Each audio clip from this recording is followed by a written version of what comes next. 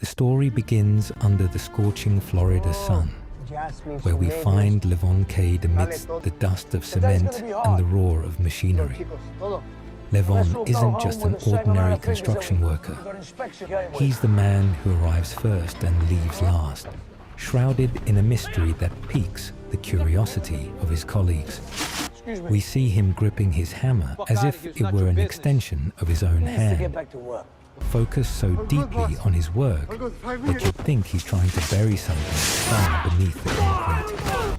The camera shifts to his modest home, where his rugged features soften completely in the presence of his teenage daughter, Layla. Levon is trying to make up for years of absence, or perhaps guilt. He prepares her breakfast, jokes with her, and obsesses over the smallest details of her life.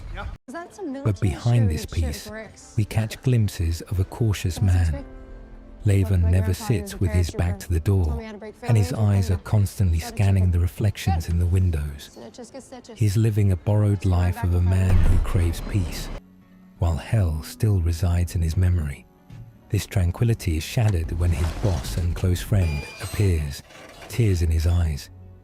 He tells Levon that his daughter, Jenny, hasn't come home since last night, and the police are treating it as a standard runaway case, all by typical teenage drama. Here, we see Levon make a decision in seconds. At first, he tries to stay composed, advising his friend to stay calm, but his protective instinct is ignited. We see him pull off his sweat-stained work shirt and begin asking razor-sharp questions. Who was she with? What was her phone's last location? Levon isn't acting like a friend offering comfort. He's acting like a military investigator looking for a breach in enemy lines. Inside the plant, Levon finds 3 thugs using drugs and boasting about their latest catch. Jenny isn't there, but her bag is lying in the corner. In this moment, the construction worker mask falls off completely. When one of the thugs tries to attack him with a knife, we see Levon's lightning-fast reaction. He snaps the man's wrist in a split second and uses the man's own knife against him. The fighting here isn't movie polished. It is violent, dirty, and fast. Levon uses his surroundings.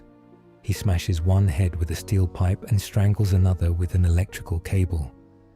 The battle ends with Levon standing amidst the wreckage, holding the small-time leader by the throat over a vat of chemicals. With cold-blooded precision, he wrings out the shocking truth. Jenny has been handed over to the big heads of an international organization.